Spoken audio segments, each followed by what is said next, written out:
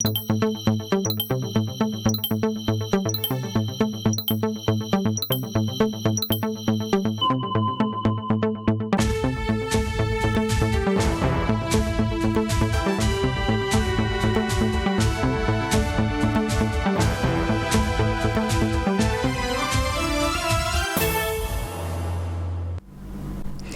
sommaire de ce 13h, la réinhumation des restes du capitaine Thomas Sankara et de ses 12 compagnons. La cérémonie a bel et bien eu lieu au Conseil de l'Entente, lieu où ils ont été assassinés. Une cérémonie sobre qui s'est déroulée sous les regards de quelques membres du gouvernement, du frère cadet de Thomas Sankara et des familles de compagnons infortunes. Images et commentaires juste après les titres. Crise sécuritaire et humanitaire, les défenseurs des droits humains très souvent incompris, dénonciateurs des cas d'exaction lors des opérations militaires contre les groupes armés terroristes, ils sont très souvent accusés d'être à la solde de ces derniers. Le secrétaire général du MBDHP apporte des éclaircissements dans ce journal. 28e édition du FESPACO à jour J-3, le comité d'organisation est prêt à 90%.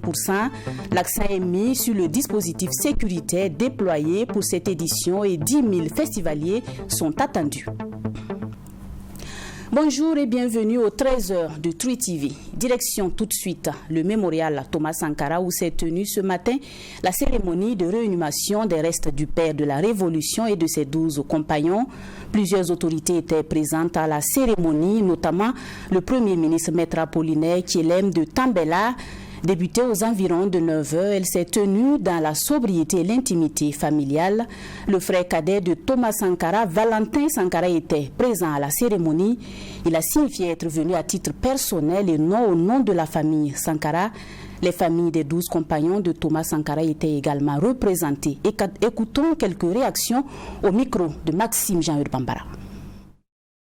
C'est un soulagement. Je suis venu assister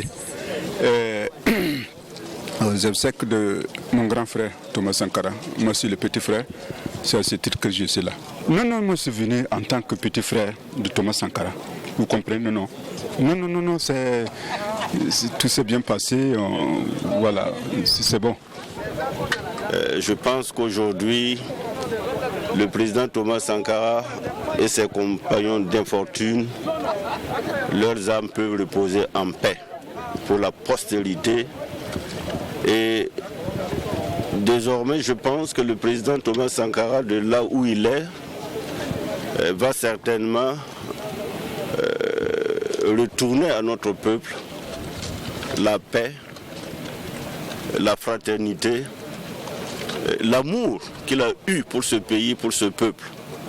C'est un combat qu'il a mené et ce combat n'est pas vain, comme on l'a constaté ce matin, de par la présence d'abord des familles éplorées, la présence des plus hautes autorités, la présence des militants et des inconnus venus accompagner le président Thomas Sankara et ses compagnons à leur dernière demeure. Je crois que le 15 octobre a été une véritable injustice, un véritable drame et une honte, non seulement pour ceux qui l'ont commise, mais pour le Burkina et l'Afrique entière. Et on ne peut pas souhaiter, même à son ennemi le plus mortel, une fin aussi tragique. C'est vrai, il y a eu des brûlés, il y a eu des gens qui ont été massacrés, il y a des gens qui ont été humiliés, torturés. Mais Thomas Sankara et ses 12 compagnons, pour nous, représentent un symbole. Il y a des gens qui dorment à Koudougou, il y a des gens qui dorment ailleurs, il y a des gens dont on ne connaît même pas où se trouve leur tombe. Si ce n'est pas la justice qui, désespérément, a fait le maximum pour qu'on retrouve les traces de certains suppliciés. Mais aujourd'hui, c'est le jour de l'espoir. Comme vous l'avez entendu dans pratiquement tous les discours, Sankara n'est pas mort. Lui et ses compagnons et ceux qui ont perdu la vie pour la cause commune, ils ne sont pas morts. On poursuit cette édition avec la préoccupation du moment, la lutte contre le terrorisme. L'action militaire est certes indispensable dans cette lutte, mais elle doit être orientée vers la protection des populations civiles désarmées. C'est la conviction du secrétaire général du MBDHP, le mouvement burkinabé des droits de l'homme et des peuples. Pour Ali Sanou, toute exaction, qu'elle vienne des FDS ou des groupes armés terroristes, sont condamnables et le MBDHP a toujours dénoncé les négations des droits humains à tous les niveaux. C'est un entretien réalisé par Maxime Jean-Eudes Bambara. S'il y a des gens dont les actions sont incomplices dans ce contexte de crise sécuritaire difficile, c'est sans doute les défenseurs des droits humains, dénonciateurs des cas d'exaction lors des opérations militaires contre les groupes armés terroristes. Ils sont le plus souvent accusés d'être à la solde de ces derniers. Mais le secrétaire général du MBDHP, mouvement burkinabé des droits de l'homme et des peuples, se veut clair.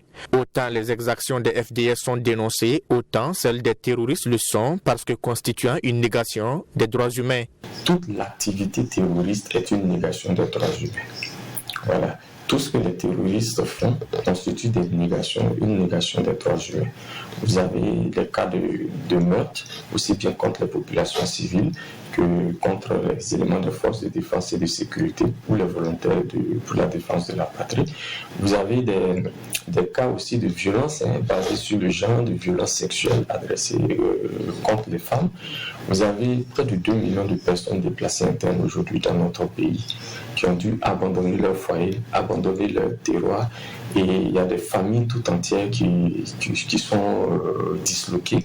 Voilà, des familles qui constituent des repères pour des personnes et ces familles n'existent plus. Et avec tout ça, nous disons que qui dit terrorisme dit négation des droits humains. Terrorisme et droits humains semblent deux notions difficilement conciliables. Mais pour le secrétaire général de l'Organisation de défense des droits humains, l'action militaire est certes indispensable, mais elle doit être orientée vers la protection des civils désarmés afin de faire d'eux des alliés dans cette guerre. Qui dit réponse militaire dit possibilité qu'il y ait mort d'homme. Et donc, lorsque la réponse militaire engendre des pertes en vies humaines, des morts, on ne dira pas qu'il y a eu systématiquement violation des droits humains. On évoque des cas de violation des droits humains lorsqu'il y a justement des cas d'exécution sommaire ou extrajudiciaire qui supposent que des personnes aient été maîtrisées puis exécutées. Les droits humains n'interdisent pas aux forces de défense et de sécurité d'utiliser la force létale. Les droits humains n'interdisent pas aux forces de défense et de sécurité d'être dans l'obligation de tuer pour protéger les populations civiles. Les droits humains leur demandent simplement de ne pas utiliser la force létale, de ne pas utiliser leurs armes de façon aveugle, de ne pas les utiliser contre les populations civiles désarmées. Le secrétaire général du MBDHP salue par ailleurs la modification du code de justice militaire qui, pour lui, tient compte de l'impératif de conformer les actions militaires au respect des droits humains. Pour nous, cela peut permettre d'aller vers une judiciarisation accrue de la lutte contre le terrorisme. En se disant le volet militaire il est important, mais il faut en plus le volet judiciaire soit pris en compte.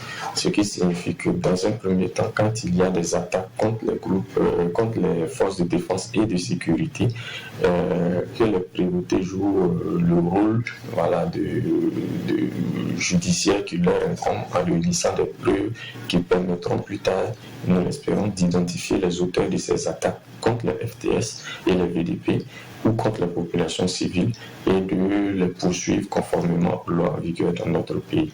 Le mouvement burkinabé des droits de l'homme et des peuples appelle les populations à s'organiser pour contribuer à l'ancrage de leurs droits à la sécurité. Il interpelle par ailleurs les autorités à tirer les leçons des victoires et des échecs dans cette lutte contre le terrorisme afin de travailler à la préservation de la cohésion sociale et à la protection des droits humains.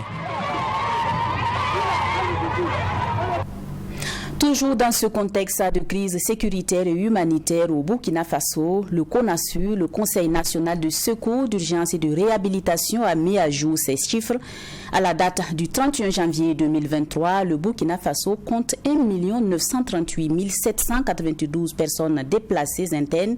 Djibo, Waïgouya, Kaya, Fada et Barsalgo sont les 5 communes qui reçoivent le plus de personnes déplacées internes. On en sait davantage avec Amadou Bourema et Cheikh Oumar Ouedraogo. Le nombre de personnes déplacées internes à la date du 31 janvier connaît une augmentation de 56 401 par rapport au dernier chiffre communiqué le 31 décembre 2022 par le Conseil national de secours d'urgence et de réhabilitation CONASU. On dénomme parmi ces PDI 58,43% d'enfants, 23,96% de femmes et 17,61% d'hommes. Et ce sont au total 302 communes qui accueillent les 273 926 ménages déplacés. Ces personnes en détresse proviennent majoritairement des provinces du Soum, du Sanmatenga, du Gourma, du Lorum et du Séno. Selon la classification par région, le Sahel, le centre-nord et le nord abritent le plus grand nombre de PDI. Si la sécurité est le facteur causal des déplacements massifs de ces populations, celle-ci est reléguée au dernier rang en matière de besoins prioritaires de PDI dans les communes d'accueil. Ce qui urge pour elles sont les besoins alimentaires avec un taux d'expression de 84,85%. Les besoins en abri affichent un taux de 46,9%. L'argent liquide, les articles non alimentaires font également partie des besoins exprimés par ces derniers. 28e édition du FESPACO, à 3 jours du début des festivités. Le comité d'organisation était face à la presse. Les organisateurs ont affirmé que tout est prêt pour accueillir les 10 000 acteurs du cinéma et de l'audiovisuel attendus. Ils rassurent également des dispositions prises pour assurer la sécurité des festivaliers. Mamidriana Kamabo nous fait le point ici. Le lancement de la 28e édition du Festival panafricain du cinéma et de la télévision de Ouagadougou aura bel et bien lieu le samedi 25 février prochain. C'est ce qu'affirme le Comité national d'organisation de la Biennale du cinéma africain.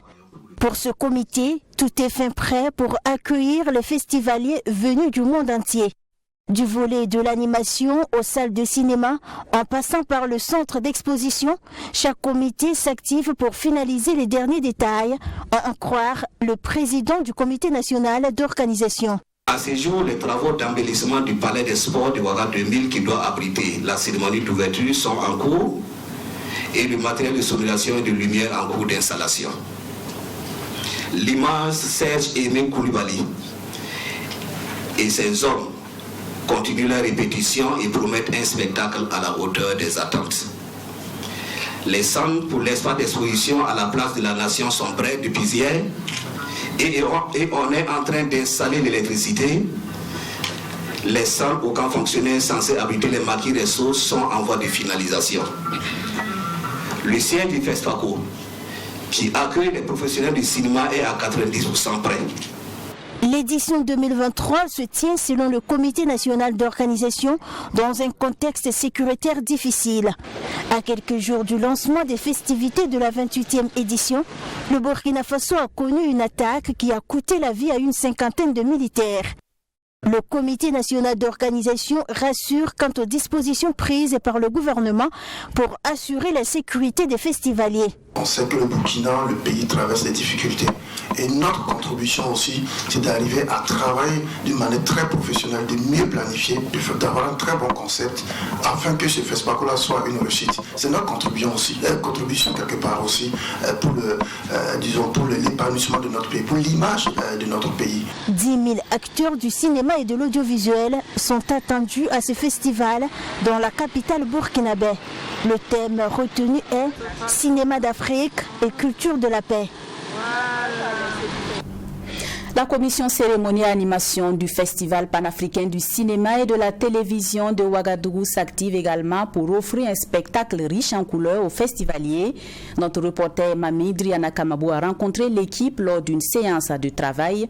Le président de la dite commission, Évariste Kombari, rassure que sa commission est prête pour l'animation des plateaux, notamment la cérémonie d'ouverture et de clôture du FESPACO. Regardons ensemble. C'est la commission cérémonie et animation de la 28e édition du FESPACO en pleine séance de travail. Elle est chargée de veiller sur les scénarios des différentes cérémonies, notamment la cérémonie d'ouverture et celle de clôture. Elle s'occupe aussi du volet animation qui prend en compte les plateaux. Notre mission première, c'est de travailler le protocole avec bien d'autres structures, commissions, pour mener à bien les différentes cérémonies que je viens de citer. Vous retiendrez que la cérémonie d'ouverture et de clôture, à ce stade, rien n'est dessiné, mais il y a un chorégraphe en la personne de Serge Aimé Coulibaly, qui a déjà fait il y a 2 ans la cérémonie d'ouverture de clôture du FESPACO, qui travaille déjà sur le prochain spectacle qui est intitulé I Have a Dream. Et à quelques jours de l'ouverture du Festival panafricain du cinéma et de la télévision de Ouagadougou, la commission dit être prête à offrir une animation de qualité aux invités et à la population burkinabé. Et au regard du budget alloué pour cette 28e édition, seulement 2 plateaux seront installés dans la ville de Ouagadougou pour les prestations culturelles. Le budget de cette année a été revu à la baisse. Vous connaissez le contexte dans lequel nous vivons. On demande à chacun de faire des efforts. Ce n'est pas au niveau des artistes et de notre commission que ça ne va pas se faire. On a été instruit de faire de grandes choses avec peu de moyens. Ce que Télé a dit, je vais compléter. Dans la liste des animations, nous sommes partis au départ pour 3 plateaux, comme si on avait le budget qu'il fallait. Quand le budget a été arbitré, on s'est regardé froidement dans le miroir, on a compris qu'on ne pouvait pas faire 3 plateaux. On est parti pour 2 plateaux, Kwame Nkrumah et Camp Fonctionnaire. Selon le vice-président de la commission, 32 artistes vont prester en live sur le site de Kwame Nkrumah et 42 autres artistes vont prester en playback sur le site du camp fonctionnaire. Les mesures ont été prises sur le volet sécuritaire, rassure le vice-président. Il faut dire que côté sécurité, il n'y a pas de quoi s'inquiéter. Il n'y a pas de quoi s'inquiéter. Le comité d'organisation a tellement impliqué les autorités en charge de la sécurité que nous, pendant notre tour, nous-mêmes, on a fait toutes les prospections avec eux pour faire les repérages, pour voir comment, voilà. Bon, je pense qu'il n'y a rien à apprendre aux uns aux autres en matière de sécurité. Ceux qui ont participé au CIAO savent ce que c'est et les dispositions qu'on prend pour qu'on puisse bien s'éclater. Donc je suppose qu'il n'y aura pas de... Non, il n'y a pas de quoi s'inquiéter. Tout est déjà verrouillé. L'accès au site est gratuit. Pour le vice-président de la commission, les animations culturelles débuteront après les séances de projection de films, soit 21h pour le site de l'avenue Kwame Nkrumah et 22h pour celui du camp fonctionnaire. La population est donc attendue massivement sur ces différents sites d'animation. Depuis hier mercredi, les fidèles catholiques sont en carême. Ils débutent toujours avec le mercredi des cendres. C'est une période symbolique pour les fidèles catholiques, des moments de retraite pour se souvenir des 40 jours de Jésus-Christ dans le désert. Père Bakia Pascal Bakorba revient sur les comportements adoptés pendant cette période et c'est dans ce reportage signé Alexis Winkouni Belmnaba. Après le temps de l'Avent, dont l'épilogue est la fête de Noël, voici venu le temps du carême chrétien catholique. Et l'Église catholique résume cet épisode et la tradition du carême ainsi. L'Église s'unit chaque année pour les 40 jours du grand carême au mystère de Jésus dans le désert. Le carême représente donc aussi pour les pratiquants l'occasion de se préparer sereinement à célébrer les solennités pascales via une purification dans leur cœur. Un temps de haute pénitence, de prière, de jeûne et d'aumône. Le carême invite les chrétiens à se souvenir de cet épisode dans un esprit de retraite, à commencer par le mercredi de cendres. Le mercredi des cendres, comme aujourd'hui par exemple, nous allons recevoir les cendres, ça doit nous faire prendre conscience de certains éléments. D'abord, que nous ne sommes rien sans le Seigneur. À la création, Dieu avait dit, après que Adam et Ève aient désobéi, tu es poussière, tu retourneras à la poussière. Cette formule peut être employée dans l'administration des cendres. Ce temps de jeûne se rattache aussi à une abstinence alimentaire. Les efforts doivent aussi concerner les addictions au quotidien.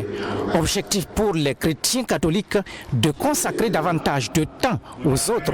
L'occasion de faire une introspection dans la prière, mais aussi de multiplier de bonnes œuvres comme l'amour du prochain et le partage.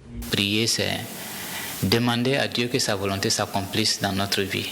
Mais pour qu'elle s'accomplisse, il faut d'abord que nous demandions à Dieu de nous donner, de comprendre sa volonté et d'y entrer.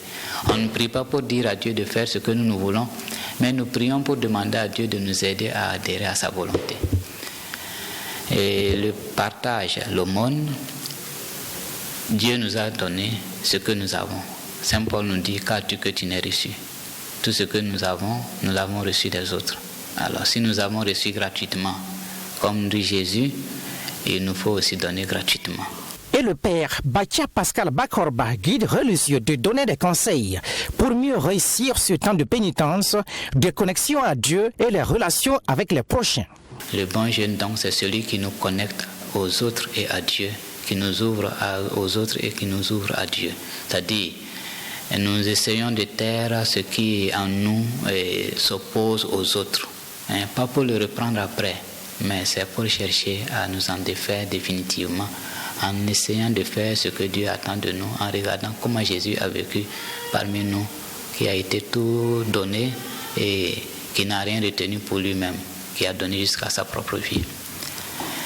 Père Bakia Pascal Bakorba invite les fidèles chrétiens à s'approprier de leur foi en s'engageant et de se convaincre de l'intérêt de ce moment fort dans la vie de l'Église et du chrétien. Quoi que vous fassiez, faites-le au nom du Créateur en lui rendant grâce pour le salut des âmes et du prochain, conclut Père Bakia Pascal Bakorba. Le secrétaire général du ministère de l'économie, des finances et de la prospective, Nicolas Koubiané, a procédé ce lundi 20 février 2023 à l'installation officielle de la nouvelle présidente du conseil d'administration de la Loterie nationale burkinabé. Léa, deuxième jumelle Zagré Rimtunda, a pris fonction en remplacement de Abdoulaye Zongo à ce poste depuis le 4 juin 2021, alors qu'il en assurait l'intérim. Retour sur la cérémonie d'installation dans cet élément signé Michael Tougri. Léa, deuxième jumelle Rimtunda, nommée en séance le mercredi 8 février 2023 en conseil des ministres, est la nouvelle présidente du conseil d'administration de la LONABE. La nouvelle PCA a été installée dans ses fonctions par le secrétaire général du ministère en charge de l'économie. Léa, deuxième jumelle Zagré Rimtunda, veut travailler avec tous les maillons de la chaîne pour un rayonnement de la LONABE. J'engage les nouveaux administrateurs, moi y compris, à nous mettre très rapidement à l'information sur l'environnement global des jeux de hasard, les nouveaux défis liés à la digitalisation des jeux, sur l'institution qu'est la LONABE avec ses forces et ses faiblesses, bref, au discernement des enjeux de la LONABE. Monsieur le directeur général, personnel de la Nationale des Jeux, pour l'instant, je vous exhorte donc à vous acquitter de vos missions respectives avec professionnalisme, rigueur et loyauté, et vous rassure de ma constante disposition, de ma constante disponibilité ainsi que celle des autres administrateurs afin de faciliter l'atteinte des objectifs de performance assignés à la structure. Pour Abdoulaye Zongo, président du conseil d'administration sortant, malgré un contexte national difficile marqué par l'insécurité, la Loterie nationale burkinabé a su faire preuve de résilience. Dans son allocution, le PCA sortant précise qu'au cours de son mandat à la tête du conseil d'administration, la LONABE a su se doter d'un certain nombre d'outils de pilotage et certains outils de gouvernance sont également en cours de validation. Ces résultats ont été atteints grâce aux efforts de la direction générale qui a su mettre tout en œuvre pour mettre à la disposition du conseil d'administration des documents de qualité. Et sur ce point, c'est le lieu en tout cas pour moi de traduire ma reconnaissance aux membres de tous les comités spécialisés du conseil d'administration et pour la qualité aussi de leur contribution à l'analyse des dossiers qui nous ont été soumis. Au commissaire aux comptes, je traduis ma reconnaissance pour l'accompagnement efficace dont bénéficie le conseil d'administration dans leur rôle d'auditeur externe. Qu'ils acceptent donc mes remerciements et mes félicitations pour l'excellente qualité de cet appui. Abdoulaye Zongo soutient que les résultats engrangés au cours de son mandat à la tête de la présidence du conseil d'administration de la LONABE ont été possibles grâce au concours de la direction générale et de l'ensemble du personnel. À cet effet, il invite tous les acteurs à accompagner la nouvelle présidente du conseil d'administration de la LONABE dans l'atteinte des objectifs assignés à la nouvelle présidente du conseil d'administration, Léa, deuxième jumelle Rimtunda. Mais comme le dit Les 18 et 19 février 2023 s'est tenu à Addis Abeba en Éthiopie le 36e sommet des chefs d'État de l'Union africaine, un sommet au cours duquel il a été question de l'accélération de la mise en place de la zone de libre-échange continentale africain ZLECAf, avec des discussions essentiellement portées sur le calendrier des réductions des droits de douane pour les pays les moins développés.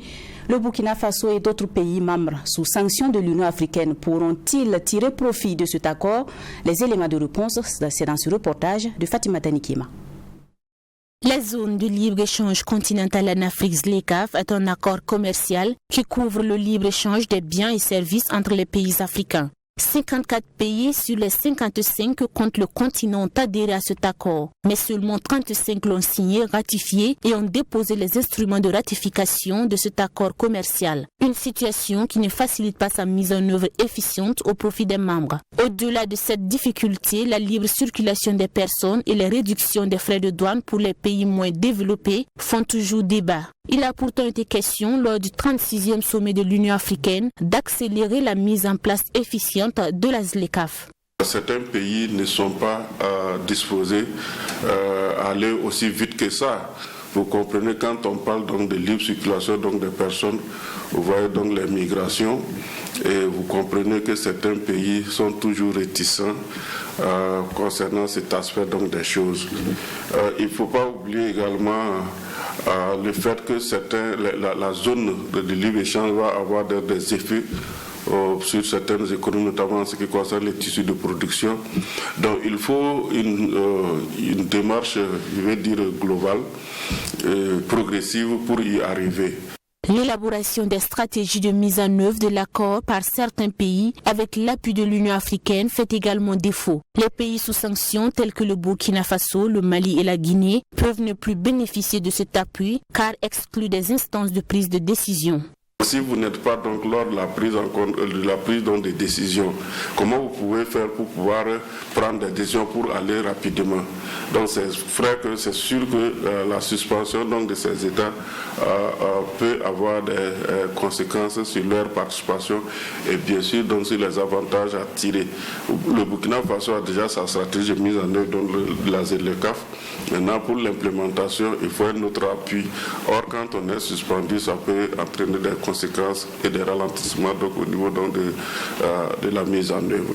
Notons que la suspension des pays membres des instances de l'Union africaine n'impacte pas forcément leur participation au commerce dans la ZLECAf. Théoriquement, les entreprises burkinabées ont donc accès à ce vaste marché qu'offre la ZLECAf. Mais de façon pratique et opérationnelle, ce n'est pas évident. Il y a des contraintes qu'il faut lever au préalable, explique le professeur Mahamadou Diarra. Lorsque vous devrez aller donc en compétition sur un marché régional, il faut se préparer de sorte à créer un avantage par rapport donc aux autres. Et nous avions identifié un certain nombre de produits, disons de filières, dans lesquelles le Burkina Faso peut bien se préparer et puis tirer son épingle du jeu. Nous avons, je pense, cité 5 produits, c'est-à-dire les produits animaux, les fruits et les graines oléagineuses telles que donc le karité et puis l'anacarde. Il y a le coton et ses dérivés. Et pour tirer profit de cet accord à travers ces différentes filières, il faut la participation active des acteurs du secteur privé, a laissé entendre le professeur Diarra. L'implication de ces acteurs permettrait à ces derniers de prendre des dispositions pour contrecarrer les entreprises concurrentes du continent dans les secteurs porteurs du pays. On termine avec le G5 Sahel qui a tenu un sommet extraordinaire lundi 20 février à N'Djamena au Tchad. C'est le premier sommet de l'organisation après les coups d'État au Mali et au Burkina Faso. Le Mali qui s'est retiré de l'organisation était absent à ce sommet. Professeur Ouseni Ili, spécialiste en géopolitique, explique que l'organisation est difficilement viable au regard du manque de résultats sur le terrain. C'est un entretien réalisé par Fatima Tanikima et Abdouraï Miei. Après près de 2 ans de silence, les pays membres du G5 Sahel, à travers la rencontre de ce 20 février 2023, souhaitent redynamiser l'organisation. Une rencontre qui se tient sans le Mali, qui a annoncé son retrait de l'organisation. Créée pour servir de force pour lutter contre le terrorisme dans les pays du Sahel, l'organisation n'a jamais pu atteindre ses objectifs, selon le professeur Ousseini Ili, spécialiste en géopolitique. Il estime que le retrait du Mali va affaiblir davantage l'organisation. Donc les objectifs n'ont jamais été atteints, sinon le terrorisme n'allait pas s'étendre et s'amplifier dans la région. Donc ça n'a jamais été atteint. Naturellement, le retrait du Mali va encore aggraver le problème. Je pense qu'entre autres, d'ailleurs, si le Mali a quitté, c'est parce que finalement, ne sentait pas vraiment l'utilité de l'institution, puisque sur le terrain, il n'y a rien. Le Burkina Faso a été représenté à la rencontre de N'Djamena par le ministre en charge de la Défense. Si le président de la transition lui-même n'a pas pris part à la rencontre, c'est parce que les autorités burkinabées n'ont pas grand espoir au G5 Sahel. Et peut-être même que d'autres pays ici pourront quitter, parce que quand vous avez suivi notre président lors de son interview, son grand oral comme on dit, on sentait aussi qu'il n'était pas très convaincu de l'utilité de cette instance. On voit d'ailleurs qu'il n'est pas allé, c'est le ministre de la Défense qui est parti. Donc je pense que c'est une institution qui est menacée même dans son existence. Et c'est peut-être normal, parce qu'à quoi ça sert de maintenir une institution qui a quand même, c'est quand même les États continuent de cotiser. Donc on met de l'argent, mais une institution sur le terrain qui n'apporte pas de résultats. Pour le professeur Ili, l'erreur du G5 Sahel, c'est d'avoir compté sur des financements extérieurs. Au regard de l'expansion des actions terroristes sur d'autres pays, l'expert suggère la création d'une organisation plus large qui réponde aux besoins des peuples. C'est tout pour cette édition. Toutes les équipes techniques et rédactionnelles se joignent à moi pour vous dire merci de l'avoir suivi. Excellent après-midi à toutes et à tous.